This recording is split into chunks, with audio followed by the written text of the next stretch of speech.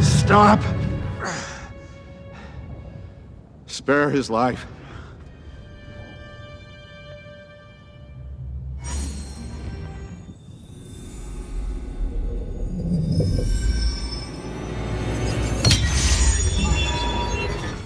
Why would you do that?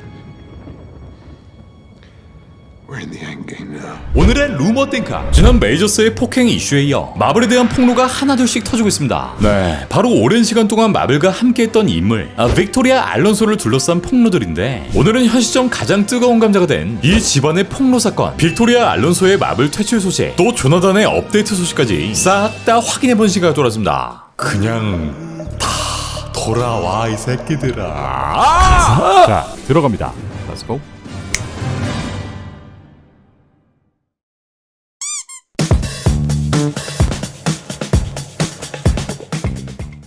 한국 시간으로 지난 3월 30일 애플 팟캐스트인 더타운을 통해 한 가지 제보, 현 시점 마블에 대한 폭로가 이어지는데, 이 내용을 언급한 인물은 뉴욕 매거진과 벌처의 병행기자 크리스 리라는 인물. 이 폭로의 주된 내용을 확인해보면 MCU의 영화 감독들은 사실상 허수아비에 불과하다라며 샹치의 감독인 데스틴 다니엘 크레턴, 그리고 아바타의 감독인 제임스 카메론을 비교했고, 마블은 CG 경험이 거의 없는 감독들을 우선적으로 기용하며 카메론 감독처럼 CG 작업 경험이 풍부한 감독과는 작업을 꺼린다. 마블은 주로 신예 감독들이 활약하는 썬댄스 영화제, 이 영화제에서 주목을 받는 감독, 창의적인 저예산 영화를 연출하며 CG 경험이 전무한 감독들을 고용해 그들의 창의력만 뽑아먹는다. 그리고 CG 경험이 전무하다는 이유로 본인들이 직접 CG 작업을 수행하는 방식을 고수해왔다 라고 밝혔고, 이런 식으로 마블에게 이용당한 감독은 블랙팬서의 라이언 쿠글러, 토르의 타이카 와이티티, 이터널스의 클로이 자오이다. 실명을 거론하긴 힘들지만 이 모든 내용들은 얼마 전 빅토리아 알론소가 사임한 이후 역대 MCU 영화 감독 중 가장 유명한 영화 감독과 DM을 주고받은 내용이다 라는 내용까지 언급합니다. 네, 정말이지 적나라한 내부 사정들이 아닐 수가 없는데, 일단 얼마 전에 마블에서 뛰쳐나간 총괄 프로듀서 빅토리아 알론소, 이분은 2006년부터 마블에 몸담았던 마블의 초창기 멤버이자 거의 모든 마블 작품들에 참여한 핵심 멤버로, 주로 마블의 비주얼 이펙트 프로듀서, 영화 속 시각 효과에 대한 모든 것을 책임지는 아이언맨 때부터 수많은 작품들에 관여한 총괄 프로듀서이기도 합니다. 2015년엔 제작 담당 부사장, 2021년엔 포스트 프로덕션, VFX, 애니메이션 부분의 사장으로 떡상하며 우리가 최근에 봤던 이 모든 작품들의 CG들을 담당했고, 그만큼 어마어마한 권력을 가진 인물이라 볼 수 있는데, 이 양반이 마블을 떠난 이후로 터져나온 수많은 폭로들, 그 첫 번째 내용은 바로 본인 입맛대로 스태프들을 갑질했다는 것. 특히 본인의 입맛에 맞는 스태프, 그러니까 본인 말을 잘 따르는 스태프는 초고속 승진을 시키는 반면 마음에 들지 않는 스태프는 퇴출, 다시는 이 업계에 발을 들일 수 없게끔 압력을 행사했다는 제보, 또한 VFX 직원들을 쓰레기 취급했다는 내용, 두 번째는 마블이 아닌 또 다른 스튜디오와 계약을 맺었다는 것. 바로 최근 아마존 스튜디오에서 제작한 영화 아르헨티나 1985의 직접적인 작업을 진행했고, 당연히 마블의 다른 스튜디오와의 작업은 금지되어 있었기에 이렇게 개차반으로 일한 이 양반을 마블이 해고시켰다는 것. 세 번째는 얼마 전 개봉했던 퀀텀매니아 속 성소수자 관련 편집을 독단적으로 막았다는 것. 네,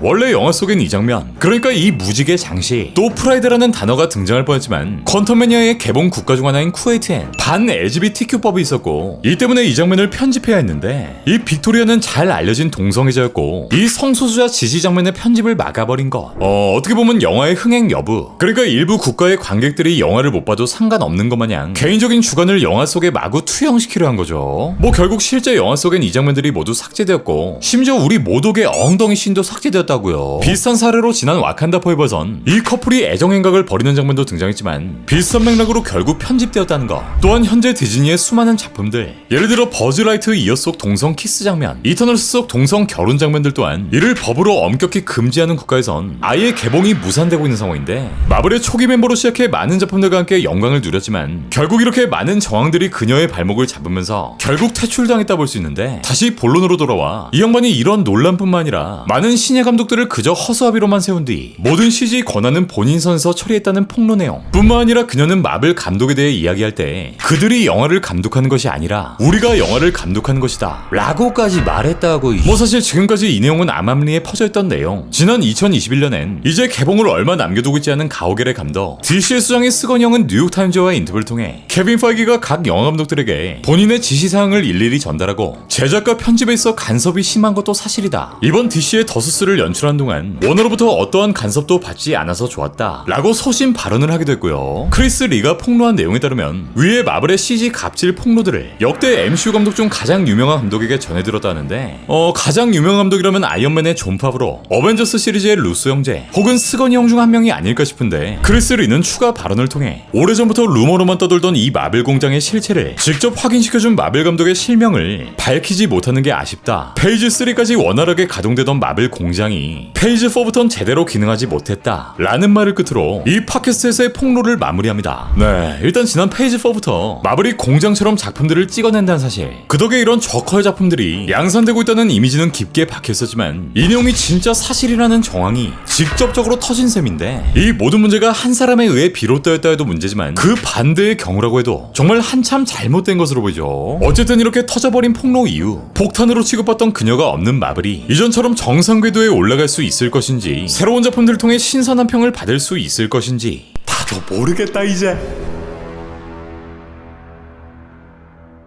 현재 모든 마블 뉴스들을 정복해버린 정복작항 조나단 메이저스의 2차 업데 소식입니다. 현지 시간으로 3월 25일 메이저스가 여자친구의 폭행 신고를 받은 후 체포되었고, 이후 바로 풀려난 후 에이전시를 통해 성명을 발표하게 됐는데, 에이전시는 메이저스의 무죄를 확신하며 오히려 피해자가 되었다 말했고, 이후 여자친구의 진술이 번복되며 이들의 상황이 다시 원점으로 돌아가게 됩니다. 그리고 메이저스의 변호인이 직접 공개한 여자친구와의 문자를 확인해보면 이 문자 받고 괜찮은지 알려줘, 그들은 내게 당신이 기소되지 않을 거라고 보장했어, 그들은 우리가 다퉜다는 것을 알게 됐고, 내가 입은 부상을 확인했을 때 관례상 당신을 체포해야 한다고 했어. 난 그들이 그렇게 해서 너무 화가 나. 당신을 이런 상황에 처하게 해서 미안해. 이 일로 인해 아무 일도 생기지 않게 확실하게 말할게. 그리고 그들에게 말했어. 당신의 폰을 빼앗으려고 한 내 잘못이라고. 나 방금 병원에서 나왔어. 나오면 전화해줘. I love you. 네, 하지만 이 문자에 답장하지 않은, 아니 하지 못한 메이저스에게 여자친구는 다시 한번 문자를 보내오는데, 그들이 내게 다시 전화해 확인했고, 난 그게 공격이 아니었다고 반복해 말했어. 내가 목을 졸렸다는 기사를 봤어. 그런 일이 일어난 적 없고 기사를 즉시 지워야 한다고 말했어. 판사는 분명히 이 사실을 알게 될 거야. 당신에게 최고의 팀이 있다는 걸 알아. 아무것도 걱정할 필요 없어. 그리고 당신이 알아줬으면 좋겠어. 난 끝까지 내가 할 수 있는 모든 것을 하고 있어. 그리고 그 신고는 내가 몸이 안 좋아서 기절했던 거, 그리고 그 전에 우리가 했던 대화들 때문에 당신이 걱정해서 신고한 거라 판사에게 말했어. 그녀가 모든 게 잘 해결될 거라 말했으니 걱정 마 라는 문자 내용을 공개합니다. 네, 이렇게 문자의 직접적인 내용들, 현재 이 여자친구는 고소를 원하지 않는다고 밝혔고, 이대로 사건은 종결되지 않을까 싶은데, 그렇다면 메이저스의 과거 폭로 사실, 간접적으로 메이저스를 학대자로 밝혔던 앨런이란 인물은 어떤 입장일까? 앨런은 지난번 자신의 트윗을 두고 너무 경솔한 말투를 보여줘서 후회한다. 나는 트윗에서 폭행 혐의라는 단어를 읽었고 이게 술집이나 다른 곳에서 일어난 일이라 생각했다. 하지만 더 자세히 확인해보니 생각했던 것보다 훨씬 잔인했다. 난 다른 말을 했어야 했다. 내가 아는 내용은 물리적인 것들이 아니다. 감정적으로 폭력적이거나 직업적으로 학대한 사람들이 이렇게 신체적으로 폭력을 쓰는 것 또한 크게 놀랄 일이 아니다. 어쨌든 독특하게 끔찍하고 심각한 일이다 라는 추가 내용까지 남깁니다. 네, 지난번 이들이 밝혔던 내용들처럼 이렇게 카더라 썰들이 아니라 실제 피해자들이 직접 등장해야 하는 상황이 돼버린 셈. 그 외 추가로 공개된 내용엔 현재 마블은 어떠한 결정도 내리진 않았지만 잠재적인 옵션을 논의하기 위해 메이저스의 에이전트와 미팅을 진행했다는 내용, 또 원래 메이저스는 문나이트 시즌2 플랜의 일부였다라는 내용까지. 네,